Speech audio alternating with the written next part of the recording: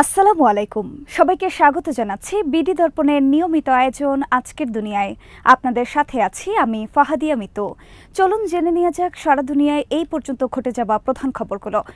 গাজা উপত্যকাকে বিভক্ত করে ইসরায়েলি বাহিনীর তৈরি করা তথাকথিত নেতজারিম এক্সিস এলাকায় আবারও প্রচণ্ড আক্রমণ চালিয়েছে প্রতিরোধ সংগঠনগুলো। গত এক সপ্তাহ ধরে এই এলাকায় লড়াই চলছে দুই পক্ষের মাঝে। এছাড়া গাজার আশেপাশের ইহুদি বসতিগুলোতেও হামলা চালিয়েছে প্রতিরোধ যোদ্ধারা। হামাসের সামরিক শাখা শহীদ ইজ আল দিন আল কাসাম ব্রিগেডস এক বিবৃতিতে জানিয়েছে, কিব্বুজ নিরিম এলাকার কাছে দখলদার সেনাদের একটি সমাবেশের ওপর মিসাইল হামলা চালিয়েছে তাদের যোদ্ধারা। এছাড়া নেতজারিম এক্সিস এলাকার কাছে ইসরায়েলি বাহিনীর অবস্থানের ওপর ১১৪ মিলিমিটারের রাজুম মিসাইল হামলা করা হয়েছে। একই এলাকায় ইসরায়েলি বাহিনীর কমান্ড অ্যান্ড কন্ট্রোল সেন্টারের ওপর হেভি ক্যালিবারের মর্টার হামলা চালানো হয়েছে। আল কাসাম এদিন মিসাইল হামলার একটি ভিডিও প্রকাশ করেছে। ২ মিনিট ৫ সেকেন্ডের ওই ভিডিওতে একটি গাছগাছালি ঘেরা অঞ্চলে স্থাপিত মিসাইল লঞ্চার থেকে অন্তত ১ ডজন মিসাইল ছোড়ার দৃশ্য রয়েছে। গাজা উপত্যকার আরেক প্রতিরোধ সংগঠন ইসলামিক জিহাদের সামরিক শাখা আল কুদস ব্রিগেডস জানিয়েছে, নেতজারিম এলাকায় ইসরায়েলি বাহিনীর একটি সরবরাহ রুটে তাদের যোদ্ধারা দখলদার সেনাদের সঙ্গে লড়াইয়ে লিপ্ত হয়েছে। এ সময় ইসরায়েলি সেনাদের লক্ষ্য করে হেভি ক্যালিবারের মর্টার শেল ছোড়া হয়েছে। মুজাহিদিন মুভমেন্টের সামরিক শাখা মুজাহিদিন ব্রিগেড এদিন ইসরায়েলি বাহিনীর ওপর মিসাইল হামলার একটি ভিডিও প্রকাশ করেছে। নেতজারিম এলাকায় ইসরায়েলি সেনাদের অবস্থান লক্ষ্য করে মিসাইলগুলো ছোড়া হয়েছে বলে জানিয়েছে সংগঠনটি। এছাড়া গাজা সিটির দক্ষিণ পশ্চিম দিকের শেখ আজলিন এলাকায় ইসরায়েলি বাহিনীর ওপর সম্মতি হামলা চালিয়েছে শহীদ ওমর আল কাসেম ফোর্স ও আল কুদস ব্রিগেডস।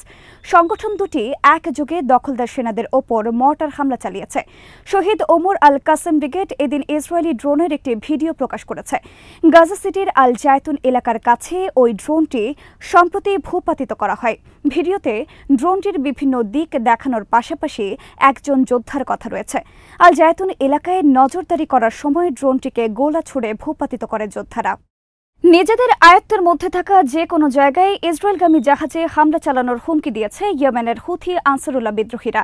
সশস্ত্র এই গোষ্ঠীর সামরিক শাখার মুখপাত্র ইয়াহিয়া সারি টেলিভিশনে দেওয়া এক ভাষণে এমন হুমকি দেন। এ সময় নতুন করে ভূমধ্য সাগরেও হামলার পরিকল্পনার কথা জানান তিনি। ব্রিগেডিয়ার সারি বলেন, আমরা চতুর্থ ধাপের আক্রমণ বাস্তবায়নের ঘোষণা দিচ্ছি। এই ধাপে অধিকৃত ফিলিস্তিনের দিকে যাওয়া যে কোনো জাহাজকে হামলার আওতায় আনা হবে। দখলদার ইসরায়েলের বর্বরতার প্রতিবাদ ও ফিলিস্তিনিদের প্রতি সংহতি জানাতে গত বছরের নভেম্বর থেকে লোহিত সাগর, বাবেল মান্তেব প্রণালী এবং এডেন উপসাগরে ইসরায়েল সংশ্লিষ্ট জাহাজে হামলা চালিয়ে আসছে ইরানপন্থী হুতি বিদ্রোহীরা। তবে এবার ভূমধ্য সাগরকেও হামলার আওতায় আনার কথা জানিয়েছে গোষ্ঠীটি। ইয়াহিয়া সারি বলেন, প্রথমত, নিষেধাজ্ঞা অমান্য করে যেসব জাহাজ ইসরায়েলি বন্দরের দিকে যাবে তার সবগুলোকেই টার্গেট করা হবে। ভূমধ্য সাগর সহ আমাদের আওতার মধ্যে যে কোনো জায়গায় এসব জাহাজে হামলা করা হবে। দ্বিতীয়ত, এই ঘোষণা দ্রুতই বাস্তবায়ন করা হবে এবং সেটি এই বক্তব্য প্রকাশের সাথে সাথে। হুতিদের হামলার কারণে লোহিত সাগর দিয়ে অনেক শিপিং কোম্পানি জাহাজ চলাচল বন্ধ করে দিয়েছে। লোহিত সাগর দিয়ে যাবার বদলে এখন আফ্রিকার দক্ষিণাঞ্চল ঘুরে জাহাজগুলো গন্তব্যে যাচ্ছে। এতে করে পরিবহন খরচ আশঙ্কাজনক হারে বেড়েছে। এবার ভূমধ্য সাগরে হুতি হামলা শুরু হলে নতুন বিপদে পড়বে ইসরায়েল। এক বিবৃতিতে ফিলিস্তিনি মুক্তিকামী সংগঠন হামাস জানিয়েছে, কাতার ও মিশরের মধ্যস্থতাকারীদের আহ্বানে তাদের একটি প্রতিনিধি দল শুক্রবার মিশরের রাজধানী কায়রোর উদ্দেশ্যে যাত্রা করেছে। প্রস্তাবিত যুদ্ধবিরতি ও জিম্মি মুক্তির বিষয় নিয়ে তারা আলোচনা করবেন। হামাস জানিয়েছে, সর্বশেষ দেওয়া যুদ্ধবিরতির প্রস্তাব নিয়ে তারা ইতিবাচকভাবে সাড়া দিয়েছে এবং কায়রোয় যাওয়া তাদের প্রতিনিধি দলটিও একই মানসিকতা নিয়ে যুদ্ধবিরতিতে পৌঁছার চেষ্টা করবে।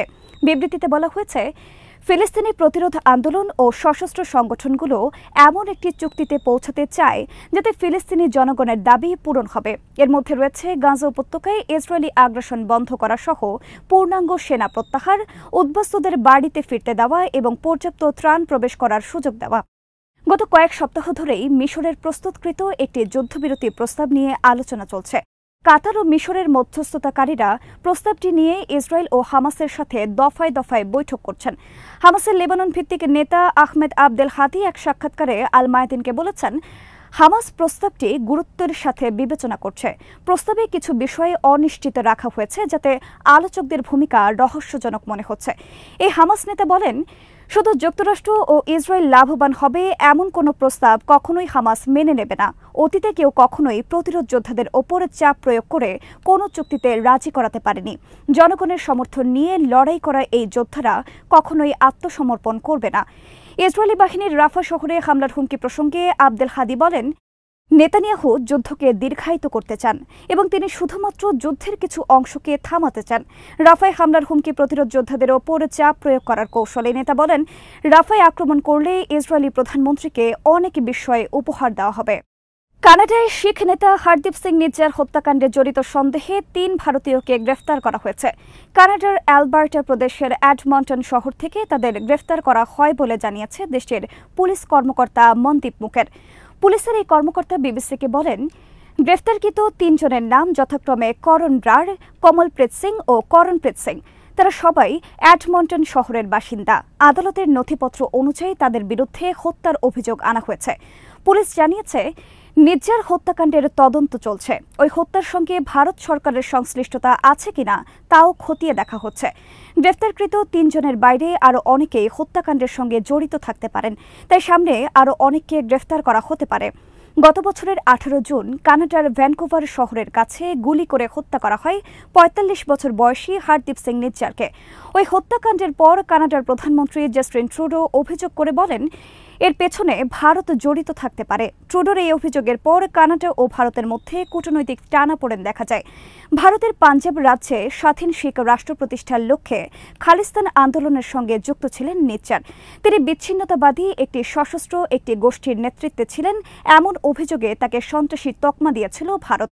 গত শতাব্দীর 70-এর দশকে ভারতে বিচ্ছিন্নতাবাদী বিদ্রোহ শুরু করে দেশটির শিখ সম্প্রদায়ের অনেকে। ওই বিদ্রোহের জেরে সে সময় হাজারো মানুষ নিহত হয়েছিলেন।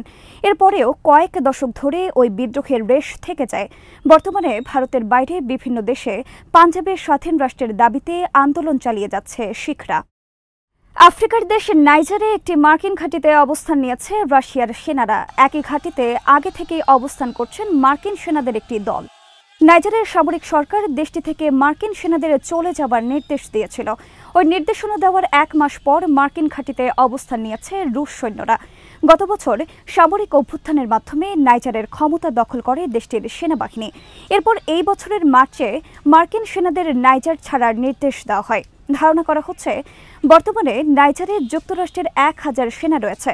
কয়েক সপ্তাহ ধরে রাশিয়ার সেনারা নাইজারে অবস্থান করছেন, তবে তাদের সংখ্যা কত সেটি স্পষ্ট নয়।